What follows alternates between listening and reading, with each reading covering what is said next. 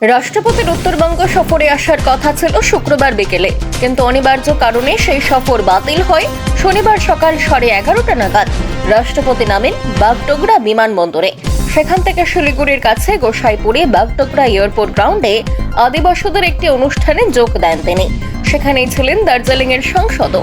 রাজ্যে এসআইআর অর্থাৎ ভোটার তালিকার বিশেষ লেভেল সংশোধনে অনেকের নাম বাদ করার প্রতিবাদে কলকাতায় ধর্নায় বসেছেন রাজ্যের মুখ্যমন্ত্রী মমতা বন্দ্যোপাধ্যায়। সেই কর্মসূচিকে লক্ষ্য করে রাজু বেস্তা বলেছেন, তৃণমূলকে এবং মমতাজিকে ঠিক করতে হবে। আপনি পশ্চিমবঙ্গের 10 কোটি মানুষের মুখ্যমন্ত্রী নাকি রোহিঙ্গা এবং বাংলাদেশিদের মুখ্যমন্ত্রী? এসআইআর এর মাধ্যমে নির্বাচন কমিশন ভোটার তালিকাকে শুদ্ধ করতে চাইছে। এর বিরোধিতা করার অর্থ দেশের বিরোধিতা করা, বাংলার নাগরিকদের বিরোধিতা করা। আপনার তো পশ্চিমবঙ্গের জন্য কোনো চিন্তা নেই এবং নিজের কুর্সি নিয়ে চিন্তিত। রাজ্যে ঘুষের সংস্কৃতি চলছে বলে দাবি করেছেন রাজু। বলেছেন, এই পরম্পরা সিপিএম শুরু করেছিল, তৃণমূল তা এগিয়ে নিয়ে যাচ্ছে।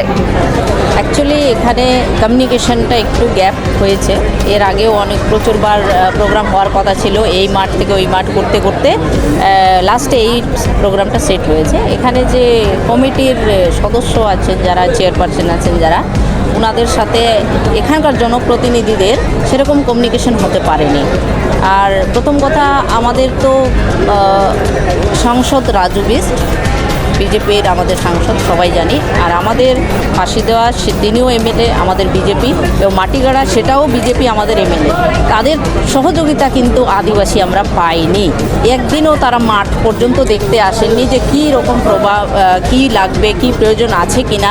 তারা কিন্তু একবারও ফোন করেও জিজ্ঞাসা করেনি যে কিছু একটা দরকার আছে কিনা। সারাক্ষণ আমি আমার যে আছে এসটি সেলের ছোটন কিস্কু, সারা দিন রাত উনি ছিলেন। আমরা জলের ব্যবস্থা যতটা সম্ভব আমরা করে দিতে পেরেছি। মহকুমা পরিষদ তরফ থেকে জলের ব্যবস্থা আমাদের সভাধিপতি করেছিলেন, বায়ো টয়লেট করে দিয়েছেন।